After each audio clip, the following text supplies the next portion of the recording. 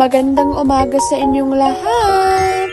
Dito nga ay tulog pa si Aya. Salamat nga sa Diyos ay kunti na lang yung lagnat niya. Dito nga ay nandito na yung kanyang lola at gising na din si Aya. Inaaliw-aliw niya nga dyan yung apo niya. Bungis-ngis nga na naman yung batuta dyan. Nagbihis na nga dyan si nanay at may lakad daw siya. Magbabayad na nga siya ng utang niya sa linding. Fast forward nga ay nandito na si Aya sa kanyang rocking chair. Nabihisan ko na nga siya at napainom na din ng gamot. Sinigurado ko nga lang na makainom pa siya ng gamot kasi may kaunting lagnat pa siya. Bilang isang ina nga ay sobrang hirap makita yung anak mo na masama ang kanyang pakiramdam. Habang nakatambay nga si Aya sa kanyang rocking chair ay dumating naman dito yung titinda ng pang-almusal. Kaya agad-agad naman ako bumili na. Bumili nga ako dyan ng 2 kwek-kwek at yung isa ibinigay ko sa aking pamangkin. Tuwang-tuwa nga kami sa reaksyon ni Aya dyan. Tingnan nyo naman yung titig ng batuta. Inaasar nga siya dyan ng kanyang pinsan. Siguro nga ay nasa isip ni Aya ay bakit kayo lang ang kumakain dyan. Nag-social dita nga na naman siya dyan. Tampururot nga yung postura ng batuta dyan na para bang kaya niya ng kumain. Kawawa nga ang butsyong. Hayaan mo pagkalaki mo ay bibili kita ng maraming kwek-kwek. Fast forward nga ay nandito na kami sa duyan at agad naman din nakatulog na si Aya. Nandito nga pala si tatay sa kusina at naghihimay nga siya ng luya dyan. Ilalagay niya nga yan sa kanyang lulutuing isda. Ito na nga pala yung isda na kanyang lulutuin. Nabili nga pala ito ni nanay sa baryo at si tatay naman ang nagdala dito sa bahay at kaagad naman linuto na. Fast forward nga ay nandito na kami sa labas. Tingnan nyo naman yung maglolo. Sweet-sweetan sila dyan. Wala nga sa mood ang butsyong dyan. Mga bandang alas 10 na nga ito ng umaga at wala na nga lagnat si Aya dyan. Sabi nga ng kanyang lolo na ilagay daw namin si Aya sa kanyang duya. At baka nga daw inaantok na kaya wala sa mood. Tingnan nyo naman yung pinagagagawa ng inaantok na yan. Balik nga sa pagiging maganda ang mood ang butsyong na yan. Tingnan nyo naman yung paa. Ay naku, ay sabi ko nga kay tatay hindi pa tumatutulog. Hinayaan nga namin muna na maglaro-laro siya dyan. Fast forward nga ay naganda na ako ng aking makakain at dito nga ako kumain sa cottage. Eto nga pala yung ulam namin, pansit at adobong atay ng manok. Bigay nga lang pala ito ng kapatid kong lalaki. Dito nga sa isang tabi ay nandito si tatay at si Aya. Nauna na nga pala kumain si tatay dyan kaya sabi niya ay siya muna ang maglilibang kay Aya. Natatawa nga kami sa postura ni Aya dyan. Tingnan nyo naman yung padila-dila niya. Inaalaw nga siya dyan ng isang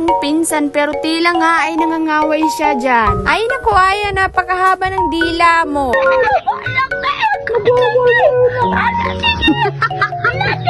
Fast forward nga ay pumasok na kami sa loob ng bahay. Tingnan nyo naman yung bata, nagngangat-ngat ng charger.